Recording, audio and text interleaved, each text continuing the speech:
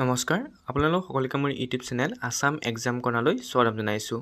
আজি মুখ্যমন্ত্ৰী ডাঙৰীয়াই আজি এখন জনসভাত কয় যে নিযুত মইনাৰ পিছত এইবাৰ ল'ৰাসকলৰ বাবে আহি আছে এখন বাবু আঁচনি। ল'ৰাসকলৰ বাবেও প্ৰস্তুত কৰিব এখন আঁচনি, যিদৰে নিযুত মইনাৰ কাৰণে দিয়া হৈছিল, অৰ্থাৎ ছোৱালীসকলৰ কাৰণে নিযুত মইনা দিয়া হৈছিল, তেনেকৈ ল'ৰাসকলৰ কাৰণে এখন আঁচনি প্ৰস্তুত কৰিব, বাবু আঁচনি। তেওঁ জনসভাত আজি সেই আলোচনীৰ বিষয়ে কয়। তেওঁ কি কৈছিলে সেই বক্তব্য আপোনালোকে এই ভিডিঅ'ৰ যোগেদি শুনি লওক। এতিয়া লৰাৰ কাৰণে মই চিন্তা কৰি আছো বাবু আঁচনি এটা। ইয়াতে লগ পালে মোক কয় যে মামা মইনাক দিলে বাবু বিলাকক নিদিলে। মই বোলো ৰক্তহতকো দি আছো কিবা এটা।